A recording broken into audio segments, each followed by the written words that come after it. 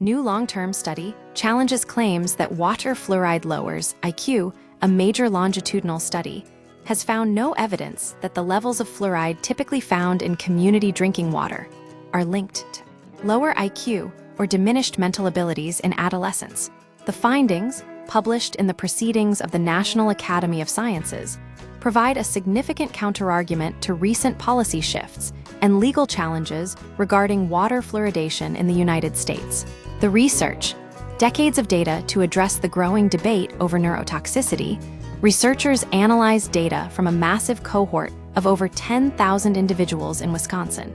This study is unique because it tracked participants from their senior year of high school in 1957 through several decades of adulthood.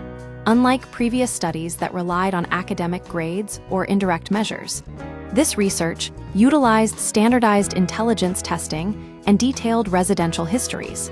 This allowed researchers to map specific fluoride exposure based on where people lived, directly measure cognitive outcomes via IQ scores, compare results against the standard community fluoridation level of 0.7 milligrams per liter.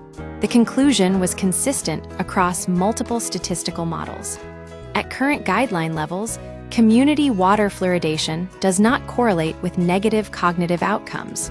The context: why the debate is heating up for much of the 20th century, water fluoridation was hailed as a triumph of public health, credited with drastically reducing tooth decay by strengthening enamel. However, the narrative has shifted recently due to several key factors. International studies.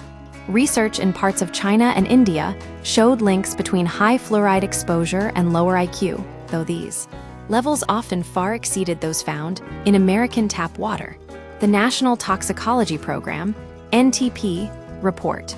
A recent synthesis of evidence suggested a potential link between elevated fluoride and lower IQ, particularly at concentrations above 1.5 mg/L. This report has become a cornerstone for activists and has even influenced federal court rulings. Policy shifts.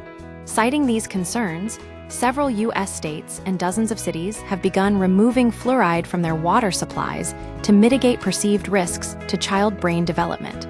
Scientific nuance and remaining questions, while the Wisconsin study offers very strong data. As noted by public health researcher Stephen Levy, the scientific community remains divided on how to interpret the broader landscape.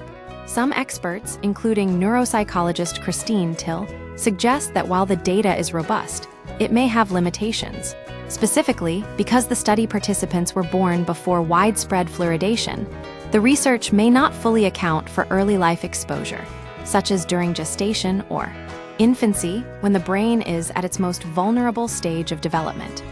Additionally, since the study inferred exposure through residence, it may not have captured fluoride intake from other sources like supplements. The claim about IQ just doesn't hold up, says Rob Warren, a demographer and lead researcher on the study, noting that the data contradicts the idea that typical water fluoridation poses a neurodevelopmental risk. Conclusion: while this new evidence provides a strong defense for maintaining current water fluoridation standards, the intense political and legal scrutiny surrounding the issue means the scientific debate is far from settled. The core tension remains: balancing a proven dental health benefit against emerging, though contested, concerns regarding neurological safety.